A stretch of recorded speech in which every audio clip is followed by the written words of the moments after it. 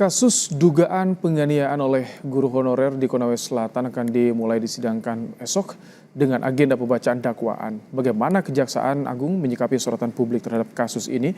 Kita bahas bersama Kepala Pusat Penerangan Hukum Kejaksaan Agung, Harly Siregar. Selamat petang, Pak Harly. Selamat petang, Mas Ibrahim. Baik, Pak Harly, yang pertama ini soal apakah pasal yang menjerat tersangka ini masih sama dengan yang dalam BAP? Kemudian apakah ada peluang ini terdakwa ini, tersangka ini bisa bebas? Baik, saya kira sebelum saya menjelaskan itu, saya harus jelaskan dulu pengaturan hukum acara kita terkait soal sistem peradilan pidana kita ya, supaya tidak bias.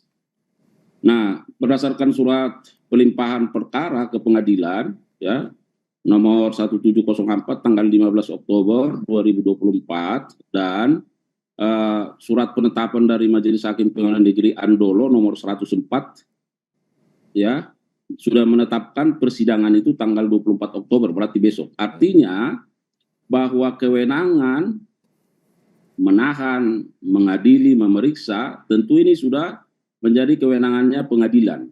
Nah, itu dulu yang pertama. Nah, yang kedua, apakah terbuka peluang terhadap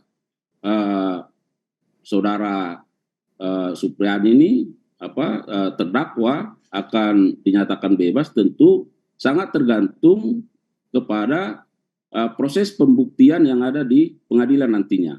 Mengapa?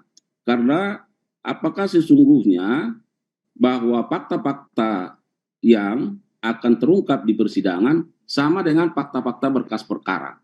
Nah ini, jadi apa yang disampaikan oleh Kajari itu saya kira benar, bahwa kalau kita mau menuntut bebas tentu nanti harus dilihat apakah memang bahwa fakta-fakta yang terungkap di dalam persidangan ini sesungguhnya tidak sama dengan fakta-fakta di dalam berkas perkara. Mana fakta-fakta dalam berkas perkara? Kan di sana disampaikan bahwa misalnya bahwa yang bersangkutan itu melakukan penganiayaan terhadap anak ya. Bahkan juga terdapat visum et repertum yang menjelaskan terkait soal luka-luka yang dialami oleh anak tersebut ya. Nah, termasuk bagaimana laporan sosial yang disusun oleh pekerja sosial tenaga kesejahteraan bahwa terdapat indikasi yang kuat bahwa hal tersebut dilakukan oleh terdakwa. Nah, tetapi inilah nanti yang harus diungkap di dalam proses persidangan. Itu fungsinya persidangan yang terbuka ini. Nah, sementara di beberapa media kan bahwa saudara terdakwa ini kan sudah membantah. Nah, bagaimana nanti bukti-bukti ini bisa dipertemukan, di-compare, maka itu yang akan dilihat oleh jaksa nantinya, apakah harus mengambil sikap menuntut bebas atau tidak misalnya. Nah, kemudian tentu akan ada pertimbangan-pertimbangan lain yang akan diberikan oleh jaksa. Bagaimana Pak Harly Kejaksaan Agung melihat kasus ini? Karena kan ada dugaan banyak sekali ditemukan kejanggalan sebelumnya ketika proses penyidikan. Kemudian juga ada dugaan ini tersangka dipaksa untuk mengakui perbuatannya. Ketika proses pelayanan berkas kepada kejaksaan itu bagaimana? Apakah diawasi juga, diteliti juga hal-hal yang seperti itu?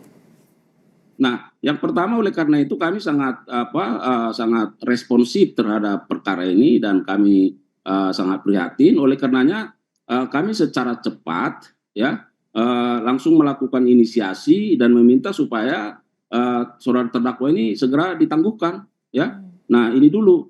Nah, jadi supaya dalam kondisi bebas ya, bahwa yang bersangkutan tentu akan memberikan keterangan-keterangan secara lebih bebas. Nah, itu. Nah, inilah bukti bahwa kejaksaan sangat begitu terbuka terhadap hal-hal yang memang apakah ya sesuai dengan apa yang sudah menjadi pendapat umum di masyarakat. Kami sangat responsif terkait itu. Yang kedua, bahwa jajaran Jampidum ya itu langsung langsung melakukan pengawasan dan pengendalian terhadap perkara ini, terhadap setiap perkembangannya, baik yang sudah dilakukan maupun ke depan. Nah, ini akan langsung dikendalikan dari Kejaksaan Agung. Baik, tapi kalau misalkan artinya ketika ada responsif, langsung diturunkan juga ada instruksi dari Jampidum, apakah ini dalam dakwaan esok masih sama dengan apa yang tertera dalam BAP polisi?